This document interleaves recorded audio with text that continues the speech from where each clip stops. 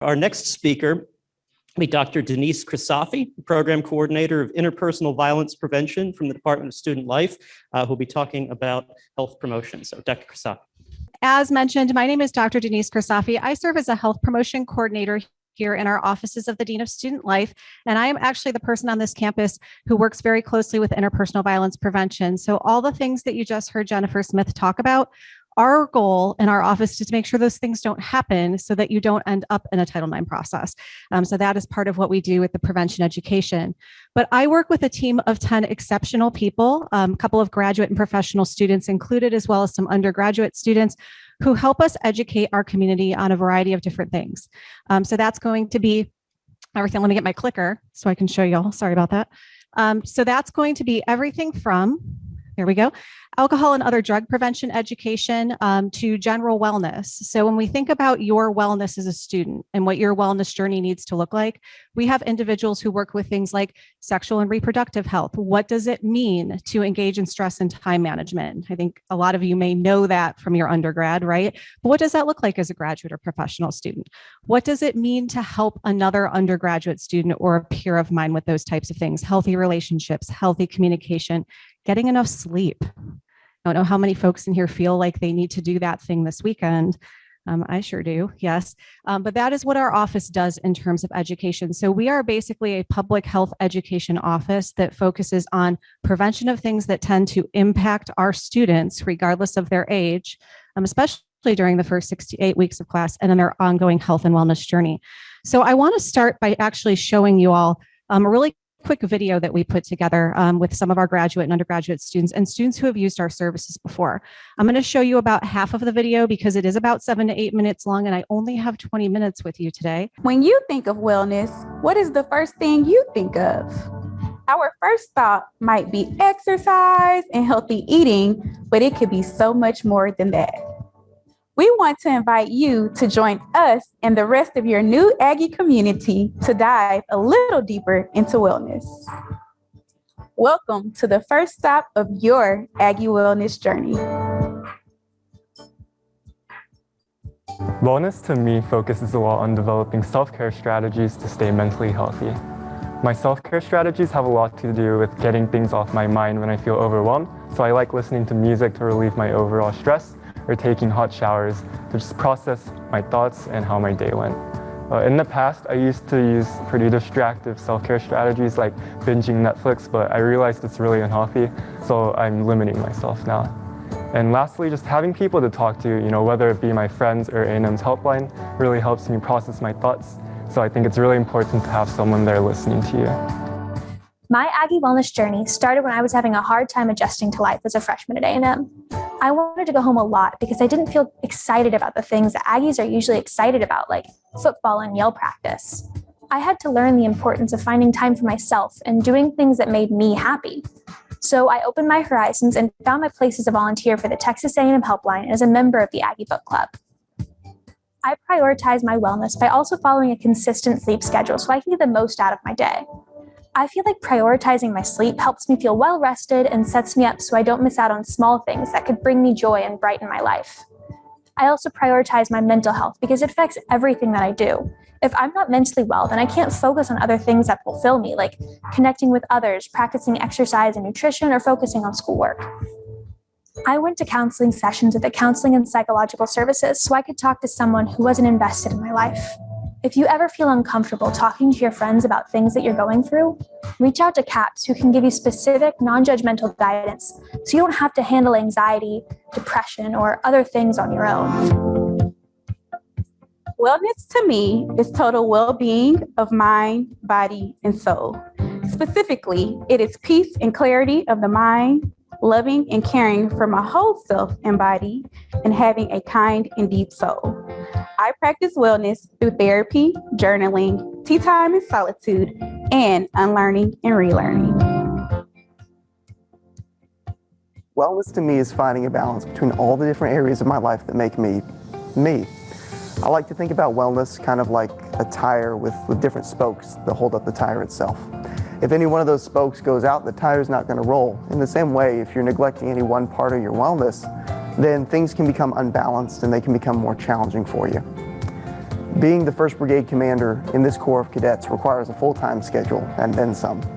I always need to be in a good spot myself to maximize my ability to impact others and to be an advocate for my fellow Aggies. You've got to make sure to do the little things well so that you can do the big things better.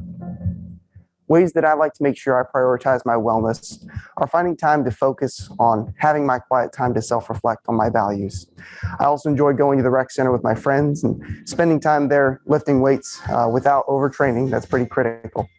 Lifting helps me clear my mind, especially when I'm not feeling like my best self. I also like to prioritize my sleep whenever I get the chance. Sleep is critical to your recovery and to just your performance throughout the day. I find that when I typically get around 6 to 8 hours of sleep rather than pulling an all-nighter before an exam, I perform a lot better. I also like to prioritize my tasks to manage my workload and decrease my stress. All right, so I'm going to stop it right there. There is a little bit more to this as well in case you want to hear about how some of those journeys ended. So I want y'all to humor me for a second. I know you're graduate and professional students. I was in your shoes actually not that long ago myself. But the thing is that, you know, our campus this fall in particular, we're really focused on wellness. It's actually a directive from the top down. So when we talk about our board of trustees, and a lot of that has to do with the last 16 months. Right? It's been pretty wild for a lot of people. A lot of people have gone through some stuff. I think the fact that you're here pursuing your graduate and professional education says a lot about what you want your journey to be, right? But also as students who are working with each other, as students who are probably balancing a lot. So I imagine that we have some folks in here who probably are working while going to school. Some of you might have families. Some of you might be taking care of parents. Some of you might be taking care of kids, whatever it might be.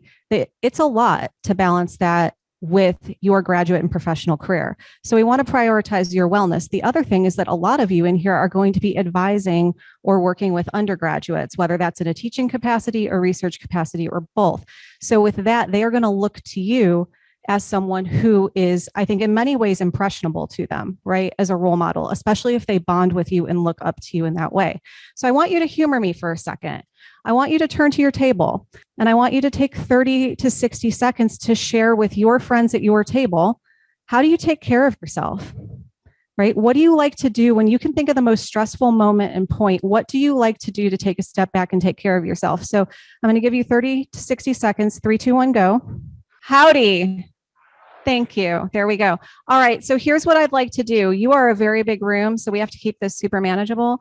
But I would like to hear from 3 people who are willing to stand up and share to the best of your ability in a room of this size, at least so that I can hear you. What do you do to take care of yourself? Who wants to share it? Dance with music. I heard that. Who else likes to dance to music when they're stressed out? Show, like you do a clap. You don't have to stand up. Yeah. Clap. I heard something over here. What did y'all say?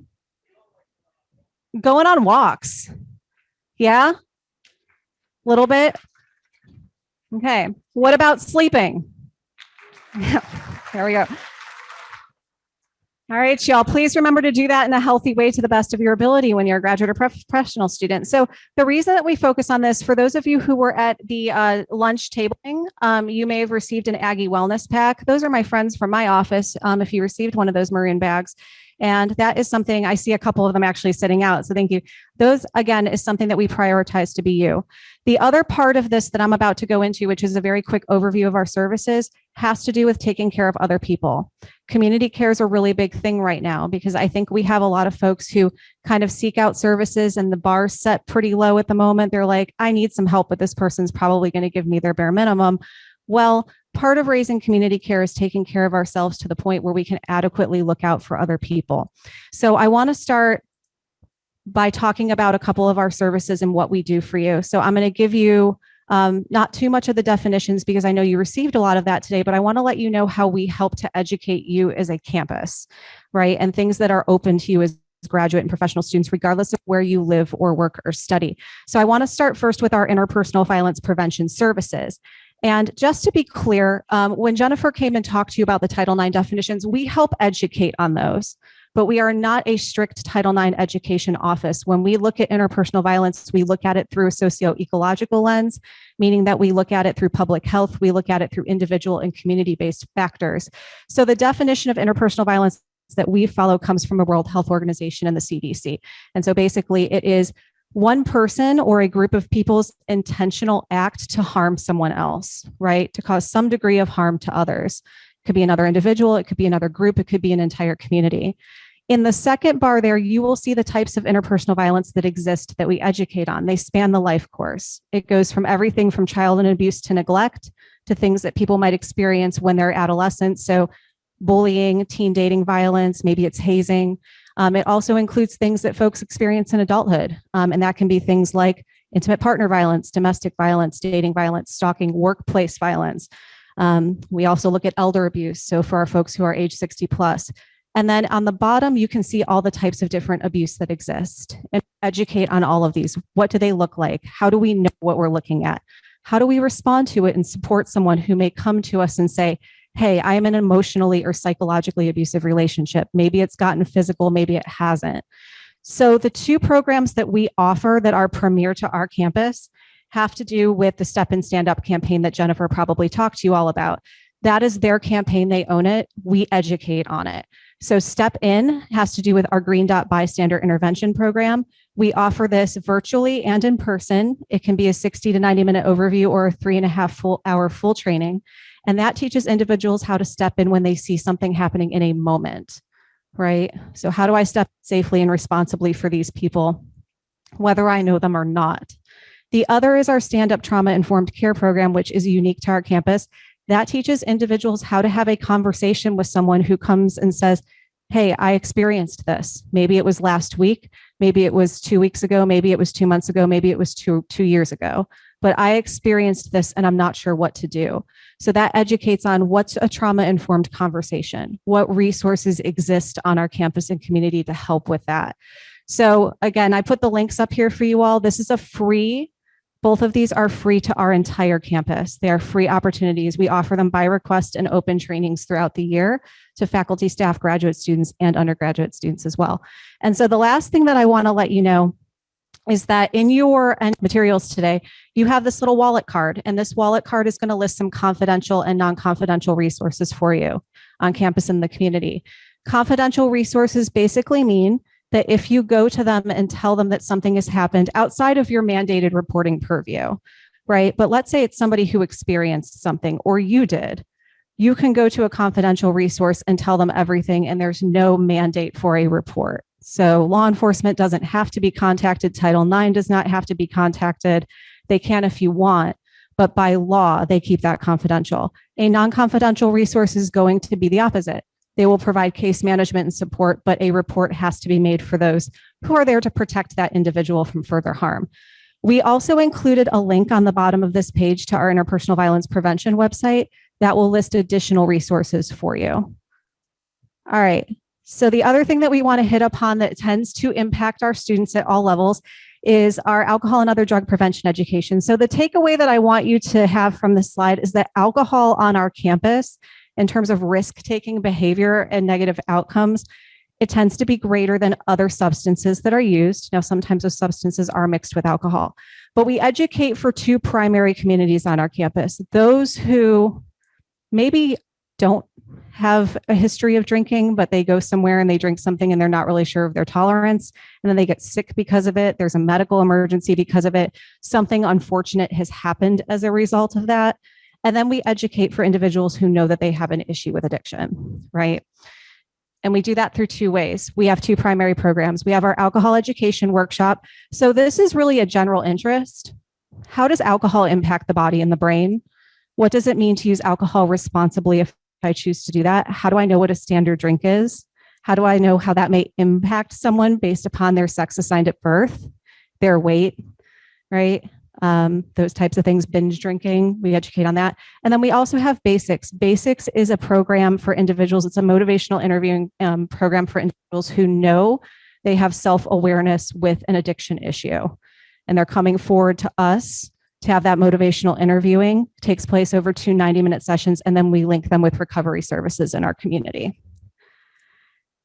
And then here I've already kind of talked about that so I want to let you know that we do other programming around this as well. This is our AOD website, this little .ag here. And what that will show you is other things that we do throughout the year to recognize and educate on What does it mean to engage in responsible drinking? What are our recovery services? How do you support someone who's in recovery or in sobriety?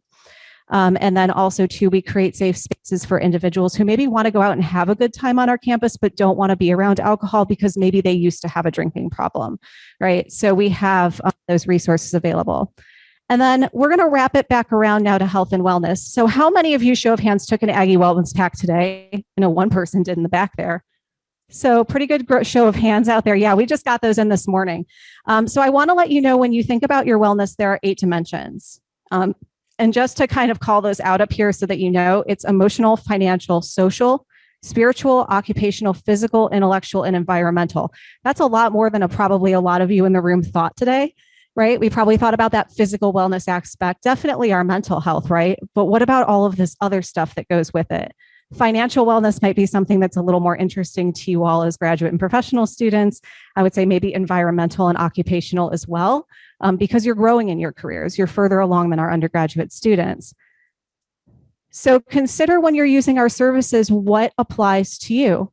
Everybody's wellness journey on this campus is different.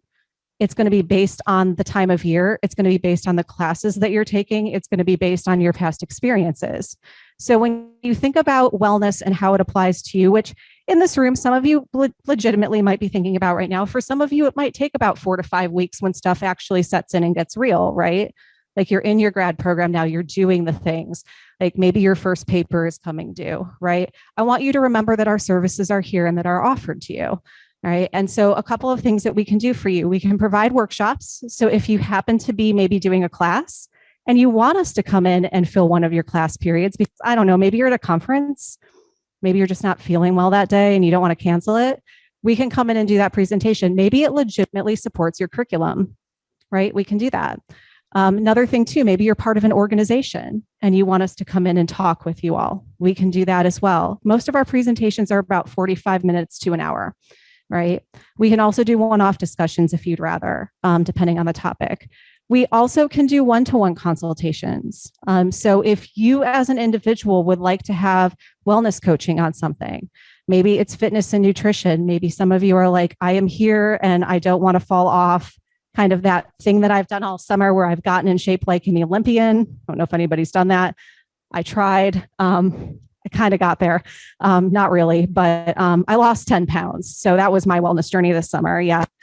Because y'all listen, I put on about twice that much during the last 16 months because, sitting at home, Zoom, all that kind of fun stuff. Anyway, but, maybe that's something that you want to do. And so for us, what we would do is meet with that individual, which could be you, and connect you to other services we have on campus too, like our partnerships with the Rec and Wellness Center, with student health services, et cetera. So we also offer, as I mentioned before, open workshops to our campus. The way that we actually promote those are going to be through bulk mail. I know you're going to get a lot of them, but we also want you to kind of follow our social media as well, because on our social media, we post everything. And I'll give you those URLs and QR codes in a minute. But last thing that I want to mention for our distance learners, folks who might be a little bit concerned about what this semester is going to bring or this year, right? Some of our students who might be watching this video and College Station, all of our programs are virtually adapted at this point. So we can literally do any education here at College Station, we can do virtually. The other thing is that we can do virtual consultations. We make it work to protect that privacy, and also resource connections. If we're not the right person and you have a question, we'll connect you with the person who has the answer, because we are a very connected office on our campus. So, and for those of you, our LibGuide down here, Books That Speak Out, that's going to take you to our health promotion library guide.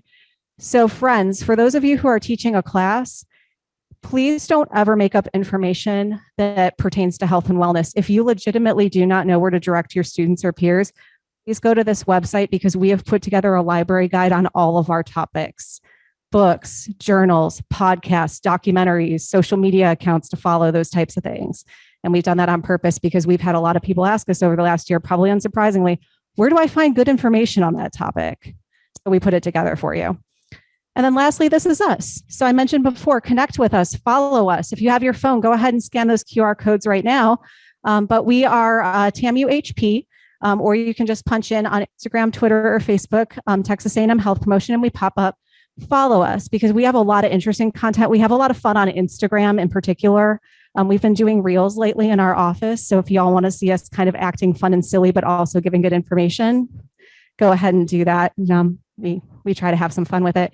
But this is us. Please keep us in mind as you start your semester and know that we are here to support you in that prevention aspect and supporting your general wellness. I want to wish you a fantastic start to fall 2021. Again, my name is Dr. Denise Versafi. I am your interpersonal violence prevention coordinator and semi-public health guru on other topics, but I'd probably connect you with my other colleagues who are a little bit more experts on those. But otherwise, please feel free to reach out to us. Thank you so much.